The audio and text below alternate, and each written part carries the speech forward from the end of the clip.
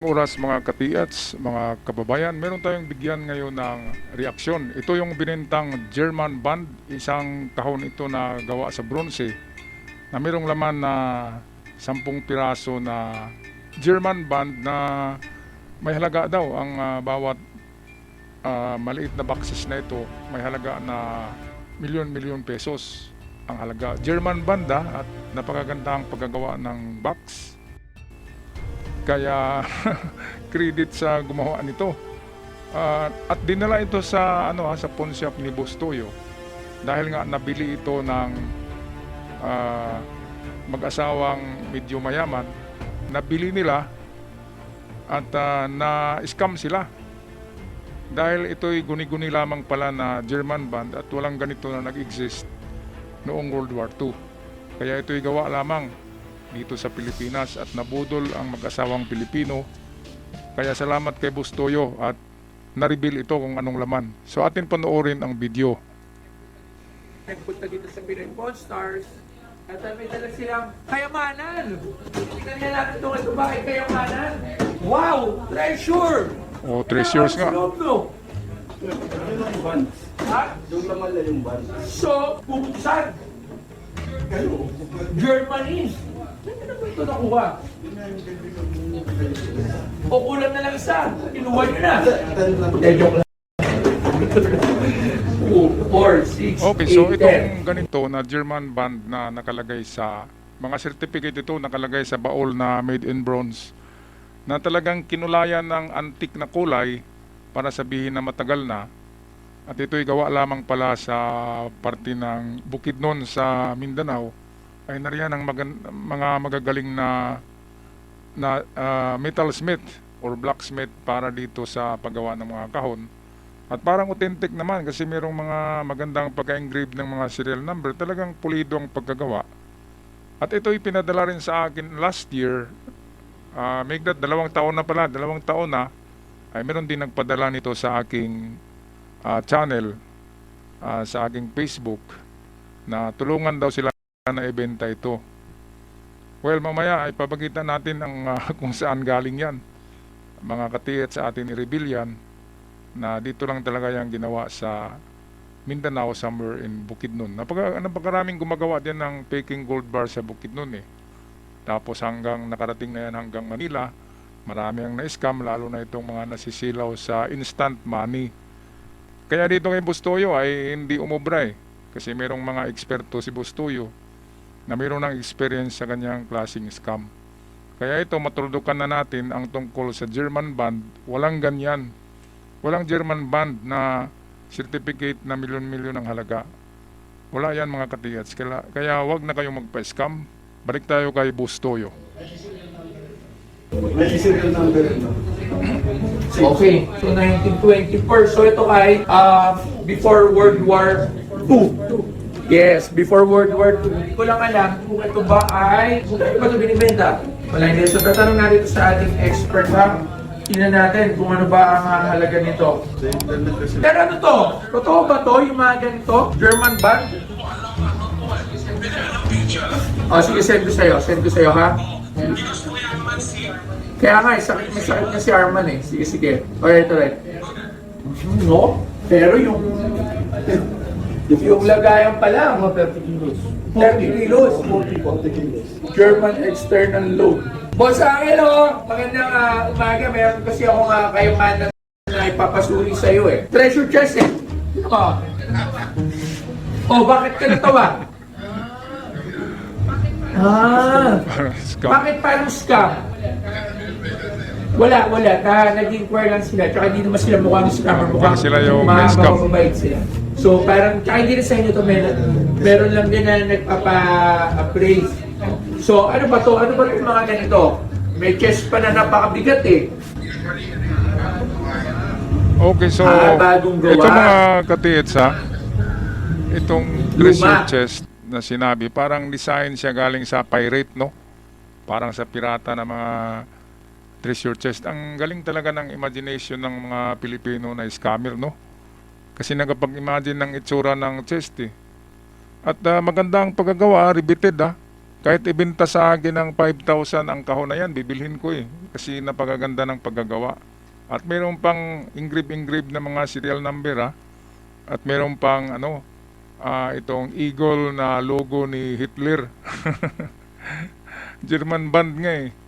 At mayroon ding nakaprinta na mga Xerox lamang na German certificate na nagsasaad doon ay mga amount ng pera na pwede raw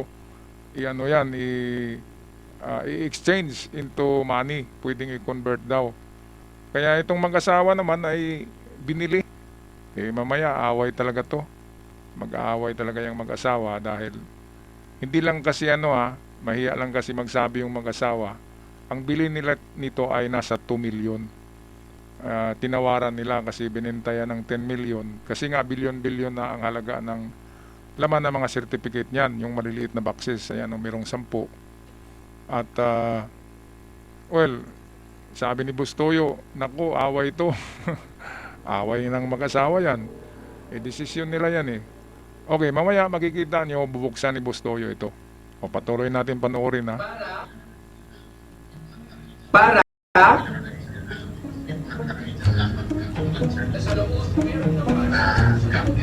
sa loob, meron ng parang laman sa loob eh. Pero hindi nabubuksan. So, ano to? So dito wala to something na value. So kasi, paano natin malalaman kung meron legit na ganito? Alright. So ito ay katapisip lang. So ito ay gawa-gawa lang invento. Before the World War II, no? Kasi nakalagay dito 1924 eh. So ito ay ginawa lang para sabihin na may halagapan, ganon. Alam niya na may ban nga sa loob. Magkano presyo? Milyon. Pero, alright, ganun pala yan. Kunyari, pag hindi mo binili, ano sabihin sa inyo, matulungan kayo, may process sa Germany, mangingi ng pera, ganon. Ayun, so dapat bigyan nyo na ng pera, ito. mag-disappear na. Kasi kung kakagat ka nito at sabihin wala kang pera, meron na naman silang ibang modus na kumbinsihin ka na gagawa o mag-abuloy o magbigay ng processing papers kasi ipaano daw sa Germany, ipadala sa Germany at pagbalik niyan ay milyon-milyon na ang halaga. So hihingi naman sila ng sa'yo, sabihin natin 100,000, ma-scam ka pa rin. Pero dito sa baksa, napakaganda, riveted eh. Riveted yung pagkagawa. Siyempre, ang bronze ay mahal din ang kilo niyan eh. Kaya, dahil maganda ang craftsmanship, ay pwedeng bilhin ng 5,000 ni Bustoyo o 10,000, di ba? Maganda ang craftsmanship eh. Pwedeng gawing lalagyan ng mga mga lumang items o mga antique na items. Kaya diyan sa Bukidnon, hindi naman tayo nakialam sa inyong mga illegal na pero parang hindi maganda na ang negosyo nyo ay ganyan na palaging nang i-scam sa kapwa Pilipino. Kaya alam nyo naman na gawa nyo lang yan at hindi yan, wala talagang value yan. Kaya parang nagsayang lang kayo ng panahon pero at least nagkapira naman kayo pero sa paraan na illegal, kaya merong karma yan. Automatic. Merong karma na darating, hindi lang sa lupa, pati na sa langit, mga katiyats. Ang maganda nito, na-reveal talaga ni Bustoyo. Noon ko pa to gustong tingnan ko ano talaga ang laman ng maliliit na boxes na bronze. Winilding pa ha. Sinilyado, winilding yung maliit na boxes. At meron ang laman ng mga Xerox na gold certificate. O itong mga certificate na nagsasabi na milyon-milyon daw ang bawat certificate na mayroong 10 piraso. Mahigit pa sa isang maliit na box. Kaya yung maliit lang na box ay almost billion na ang halaga niyan eh. Kung totoo. Pero ito'y katang-isip lang pala. Pero napakaganda ang pagka-carve ng mga insignia, ng mga logo, ng mga serial number. Napakaganda. Ini-engrave talaga. Grabe. Balik tayo kay Bustoyo. So, yung ganitong klase ay isang tinatawag na scam. So, yung ganitong klase ay isang tinatawag na scam. Okay.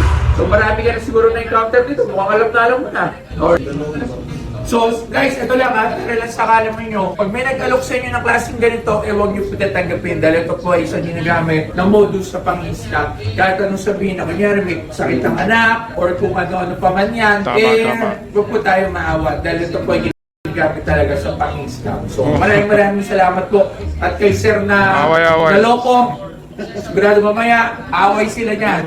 Isa to sa mga biggest scam. Ito na. Isa sa mga pinakamaraming scam. So tara, basagin na natin to. Nabubuksan na ito ni Gustuyo. Ito na ang pinaka-importante. Away nga eh. Siguradong mag-aaway yung mag-asawa. Hindi lang 2 million yan eh. Binigay ng 2 million, binenta yan 10 million. Tapos tinawaran ng 2 million. Okay na. Di ba? Kaya ayan ang nangyari. Grabe. Buti ba binili na lang ng kotse no? Ayan. Na natin. Buksan natin. Shopee. Biyakin mo na yan. So, bibiyakin natin guys. Ganyan dito.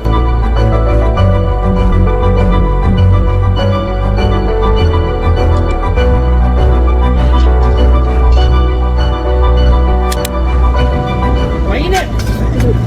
Mga papel. So guys, ito yung sinasabing ban. Ang nilalaman ng ban. Ay, may ban!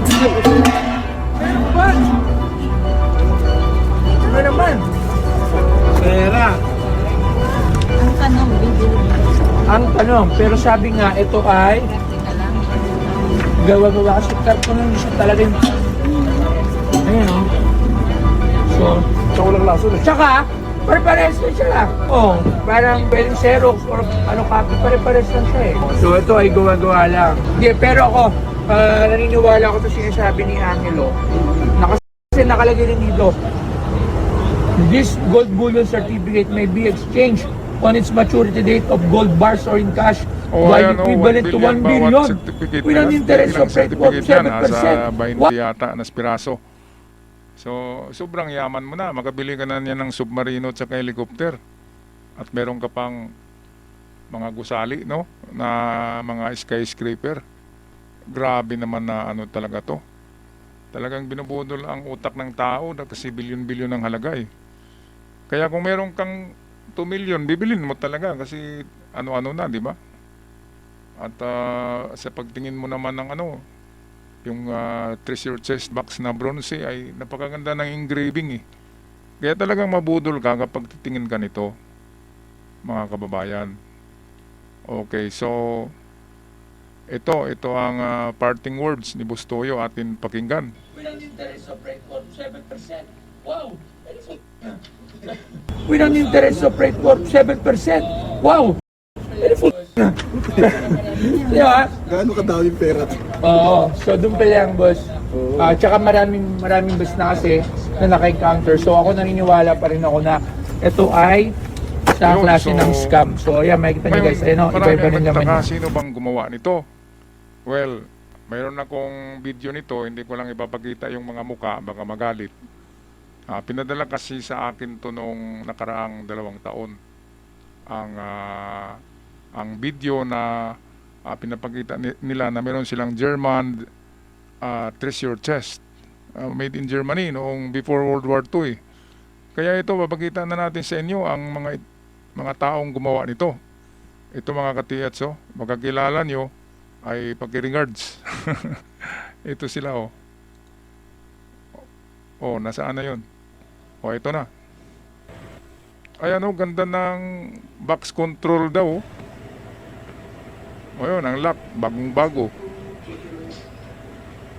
Pero ang disenyo ng treasure box galing sa pirata galing sa pirate. So ito na sila Jake, good day, sirs. This is the mother box of the German band that you requested before with serial number PD number C-8881 which contain Ayan, so yan 10 yung baby boxes. tagtawag nila nga na 10 mini boxes. Meron ding mga serial number. Kaya mabudol ka talaga. Ang ganda ng pagka-engrave. So ito yung video na pinapadala nila sa Wala na, nabidyo na. napudol nila. Baka ito yung mag-asawa eh. Pero hindi lang yung mag-asawa, marami pa to. Kasi nung nakaraang 2024 pa to na video eh. Tapos dinala kay Bustoyo ngayong January lang. Kaya pang ilan na? 2 years ago ay sabihin natin sa isang taon meron silang mabudol na dalawa. Ay pati nga yung ano eh, merong pinadala rin sa akin na Biblia eh, yung ano daw, Templars Night Treasure. Ganon din na disenyo na box. Tapos nakalagay The Bible. Bible na naman kasi para sabihin na kayamanan ng Templars Night. Yun ang pangalawang version nito eh. Kasi debunk na to, nalaman na to, napiki. Gumawa na naman sila ng treasure chest na ang laman ay mga Biblia, tapos meron ding mga ancient treasures na kunwari meron daw mapa, ituturo kung saan. Yun ang latest nila na version. Biblia na naman. Tapos ganito pa rin, bronze na parang antique ang itsura ang treasure box. Okay, so ito, patuloy tayo ha. Panoorin nyo ang mga, mismo sila yung gumawa nito eh.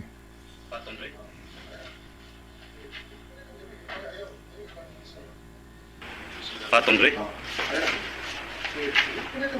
Ayan o.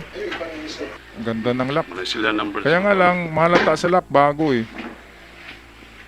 Pero kahit bago yung lock, kinopya nila yung disenyo ng lumang lock. Kaya kopyang-kopya talaga eh. Ayan, so sa bawat kanto, merong naka-engrave na logo. Logo to ni Hitler eh, itong agila. Kaya akala mo eh, Nazi treasure eh. Oh. Bawat corner ng box, eh merong naka-stamp na ganyan, naka-engrave yan eh. So maganda talaga ang pagkagawa ng box. Ayan, riveted pa. Oh, ayan. Ayan oh. Sus, Ginoo, ang ganda-ganda. Kaya bilib ako dyan sa gumawa, mga taga-Bukidnon yan. Bilib ako sa kanila, maganda ang craftsmanship. Mabuti pa siguro, gumawa sila ng antique shop. And then gumawa sila ng mga replika. And then ibenta. Hindi yung sasabihin na ang laman nito ay bilyon-bilyon. Kapag bilhin nyo, maging bilyonaryo kayo. Nang i-scam eh. Eh yung ano nila, kasi magaling rin sa paghulma sila ng gold bars. Gawa na lang kayo ng antique shop na kahit mga replika lamang. Pang souvenir, hindi yung ganito kasi ang karma ay hanggang sa inyong mga kapu-apuhan yan. Habulin kayo ng karma niyan kasi naluloko nyo ang mga ano eh. Pero in fairness napakagaling talaga ng gumawa. Kaya ko nga, akala ko to antique talaga to na box eh. Noon hindi pala. So ayan. Ayan, so tapos na ang ating video mga katiyats. Sana ay Ngayon may tayong nagpunta dito sa naibigay ngayon Pilipinas. na lesson to learn about mga treasures. Na wag basta-basta bumili, mag-konsulta sa mga eksperto. Katulad ni Bustoyo. Kaya hindi na-scam si Bustoyo kasi meron siyang 3-4 na mga eksperto na tumitingin ito. Alright, so ako magpaalam na. Maraming salamat sa lahat at sa mga bago pa lamang sa channel. Huwag kalimutan mag-subscribe. Hanggang sa muli, see you on our next upload mga katiyats.